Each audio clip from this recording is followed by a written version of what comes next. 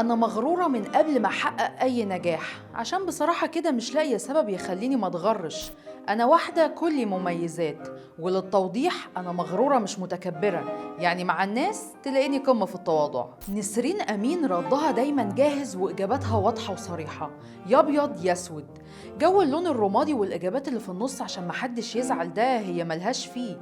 رأيها بتقوله من غير ما يفرق معاها تأثيره هيبقى إيه، حتى لو هتخسر شخص أو شغل.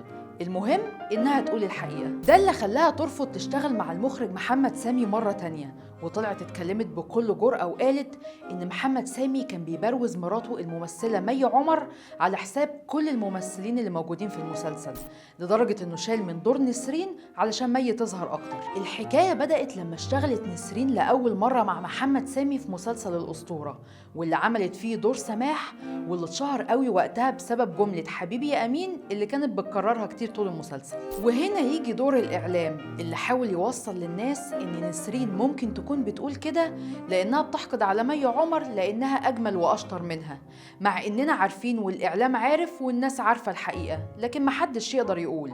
بس ما علينا، مش قصتنا. المهم إن بعدها حاولت توضح نسرين إن مشكلتها مع محمد سامي بتتلخص في نقطتين. أولاً إنه اتفق معاها على الدور بشكل، ولما جم يصوروا طلع بشكل تاني خالص.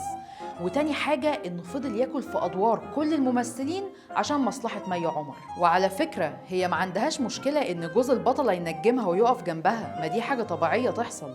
هي كل اعتراضها إنه مش من حقه يعمل كده على حساب ناس تانية كتير، خصوصاً إن وقت مسلسل الأسطورة مي عمر ما كانتش معروفة زي نسرين ولا حتى زي باقي البنات الموجودين في المسلسل.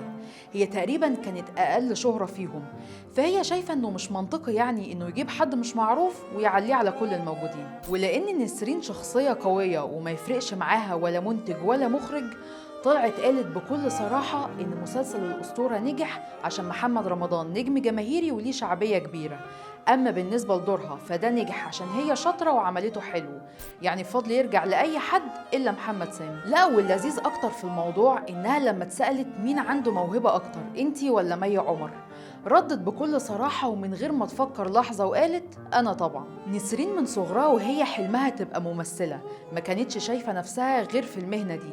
ده اللي خلاها تروح تقدم في معهد السينما، لكن لما جات لها فنون تطبيقية قالت مش مشكلة، أخلص فنون تطبيقية وبعد كده بقدم في المعهد. لكن اللي حصل بعد كده إنها أول لما اتخرجت اتجوزت وخلفت على طول، فقالت الطريق الأسهل من إنها تضيع سنين تاني في الدراسة إنها تاخد ورشة تمثيل وتبدأ الشغل على طول.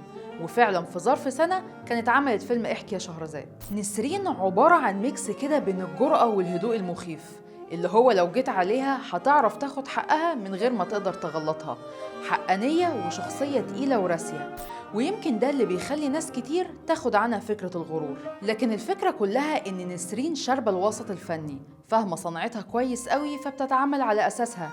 لكن بعيداً عن كل ده، محدش يقدر ينكر إن أدوار نسرين بتعلق مع الناس بسهولة، وكمان تعتبر من الستات النادرة جداً اللي دمها خفيف وتدخل القلب بسرعة.